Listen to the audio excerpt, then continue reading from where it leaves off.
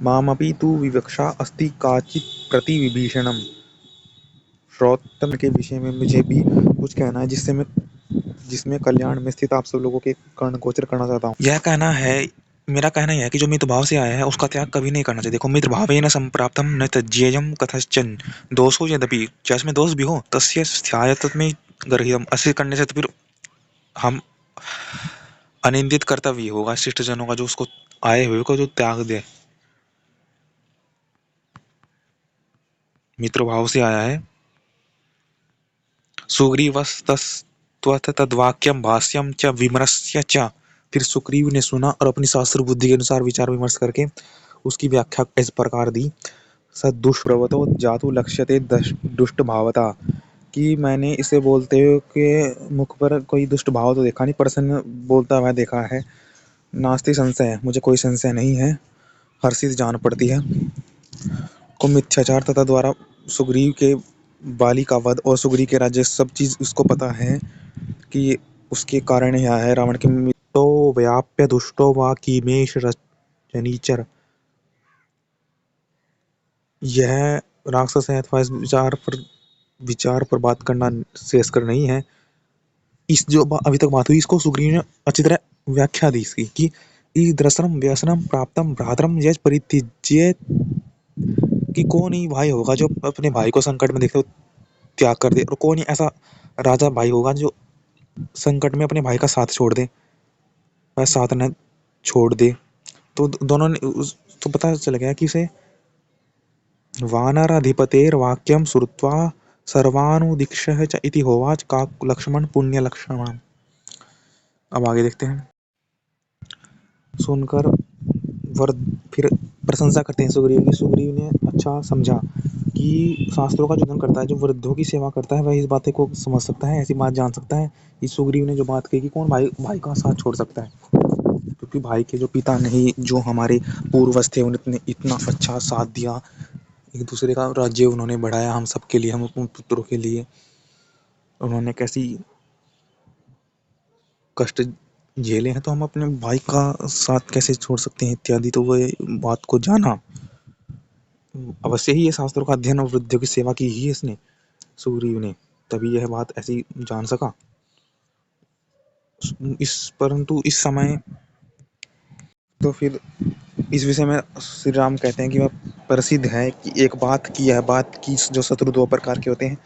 एक जो शत्रु के जो मित्र के समान कुल में रहता, कुल वाले, दूसरे आसपास के देशों में रहने वाले, ये दोनों ही प्रकार के शत्रु विपत्ति के समय आक्रमण क्या करते हैं। अतः समय की विभीषण रावण को संकट में देखकर उसका संहार करने के लिए, अपने जनों का कल्याण करने के लिए यहाँ आया है। तो समझ गए श्री राम।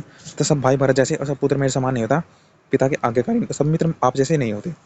अतः यह तो विविध किया इसलिए आया है। जैसे एक कहानी भी आती है कि सुनते हैं कि रासारण में आए एक शत्रु को किसी कबूतर ने यथा विधि सत्कार कर उसे अपने शरीर का मांस खिलाया था। यह अतिथि एक बहेलिया था जिसने उसकी कबूतरी को पकड़ रखा था। जब कबूतर ने शरण में आए हुए शत्रु का आतिथ्य सत्कार किया, तब मुझे शरण में आए हुए विभीषण का त्याग नहीं करना चाहिए। सही बात है, शरण में आया है, कुछ सीखने के लिए आया है। और मेरा व्रत है कि जो मेरी शरण में आकर कह दे कि मैं आपकी शरण में आया हूँ, मैं उसकी प्राणी मात्र से अभय प्रदान कर दूंगा। चाहे सुग्रीव या विभीषण हो, रावण, मैंने उसे अभय प्रदान कर दिया है, अतः तुम उसे यहाँ ले आओ। देखो, कोई भी त्याज अवसर प्रदान करना चाहिए कि जैसे कि इसमें और देखते हैं कि ऐसे दोषा महानत्र प्रपन्नाम रक्षणे अस्वर्गया च अस्य यस्य च बलवीर्य विनाशनम। शरण में आवे की रक्षा न करने में महान दोष है। शरणागत की रक्षा न करके करना दुखों का मूल है, अपयश का कारण है और शक्ति तथा पराक्रम का नाशक है। दुखों का मूल है अस्वर्ग, स्वर्ग क्या सुख, और अस्वर्गस्य दुखों का मूल क्या अयशस्य, अयशस्य न च बलवीर्यस्य विनाशनम। तो ये बहुत प्रकार से नाश है, इसलिए जहाँ पर कुछ थोड़ा भी अच्छा दिखे उसको तो एक्सेप्ट करो। बात ये नहीं कि ये दुष्ट है या नहीं, बात तो यही है कि ये भाई के द्वारा त्यागा गया है, ये तो अपनी उन्नति चाहता है, तो उन्नति के लिए तो स्पष्ट बात है कि अच्छाई के जिसका साथ देना चाहिए, कि अपने लोगों का कल्याण कर सके, रावण के अत्याचार से इस लंका को निर्मित कर सके। तो इस चीज़ के लिए हम इसको शरण में आया है, इसलिए हम प्राणिमात्र से अभय कर दूं। जो भी कुछ अच्छे के लिए मेरे शरण में आया तो मैं इसको शरण देता हूँ। श्री राम कह रहे हैं कि है मैं इस प्राणिमान को अभय प्रदान करता हूँ, मेरी तरफ से उसको कोई संकट नहीं होगा, उसको अभय होगा, तो भय नहीं होगा। नहीं भाई, शरण में आए की रक्षा करने से रक्षा करनी चाहिए, करें। जैसे कि किसने की थी, शत्रु के भाई ने तो उसने भी की थी, कि जो हमारे पृथ्वीराज चौहान थे, फिर गोरी के भाई की, तो अच्छी तरह उनका विवाह किया।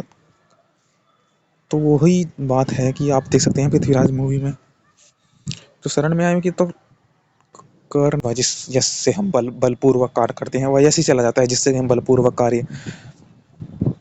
तो यश व पराक्रम वही है कि जिससे कि हम और अधिक बड़ा बड़ा कर्म करते हैं। तो अपने मित्रों से तो बड़ा बड़ा पराक्रम हम किससे करते हैं, अपनी जाति के लिए तो करते हैं, अपने सब व्यक्तियों के लिए, मित्रों के, सब जन के लिए तो करते हैं, प्रजा के लिए तो करते हैं। जो प्रजा का ही अहित कर रहा है रावण, तो फिर ये प्रजा का हित करने के लिए तो विभीषण आएगा ही आएगा। आ रहे हैं तो इसलिए आएगा, तो हमें प्रजा का हित करना चाहिए। प्रजा सब हमारी है, वसुधैव कुटुंबकम, प्रजा भी तो हमारी है, कि प्रजा का हित ना हो, कि हम हमारी प्रजा जितनी ऊंची होगी तो हम उतने ऊंचे व्यक्ति होंगे।